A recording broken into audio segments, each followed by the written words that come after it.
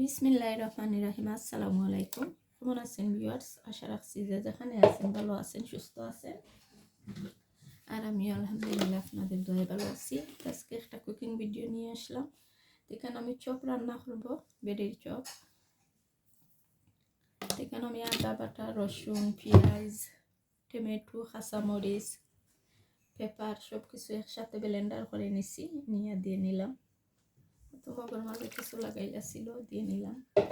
স্বাদ মতো লবণটাও দিয়ে নিছি। এখন আমি তেলটা দিয়ে নিলাম।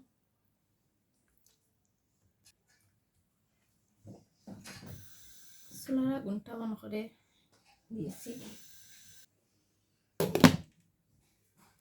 এদিকে গাইজ আমি লং, তেজপাতা, দালচিনি এসব দিয়ে নিচ্ছি।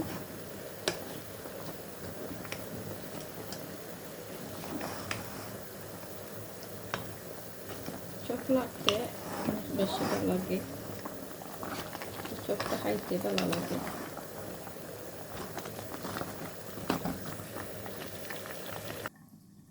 এদিকে গাইজ আমার মাংসটা কষানো হয়ে গেছে চপ।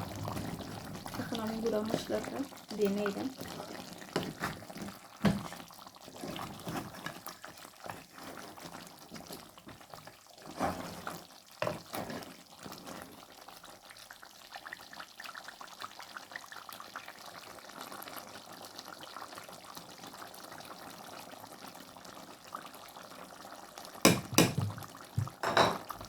দিয়ে দিলাম গুঁড়া মশলা,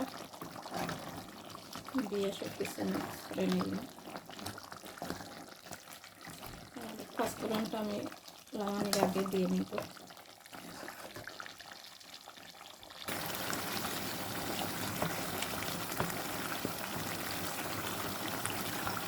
চপ লাগতে গিয়ে না একটু বেশি ভালো লাগে। এখন আমি আর দুধ দিতাম না, লাগাই রেখে দেবো।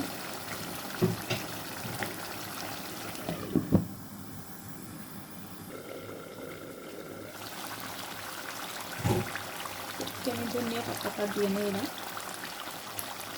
আমি বড়ো বড়ো করে দিয়ে নিলাম যাতে বাচ্চারা বাসে ধনিয়া পাতা, এর জন্য।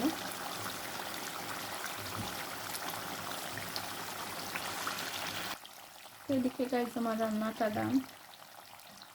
ঠিক আছে, সবাই ভালো থাকবা, সুস্থ থাকবা। আর আমার কথার মাঝে যদি কোনো ভুল ত্রুটি হয় ক্ষমা সুন্দর দৃষ্টিতে দেখবা। আর আমার ভিডিওটা যদি একটু ভালো লাগে একটা লাইক দিয়ে সাবস্ক্রাইব করে আমার পাশে থাকবা। আজকের মতন এখানে এই ক্যামেরাটা অফ করে নিলাম। সবাই ভালো থাকবা। আল্লাহ হাফেজ। আসসালামু আলাইকুম।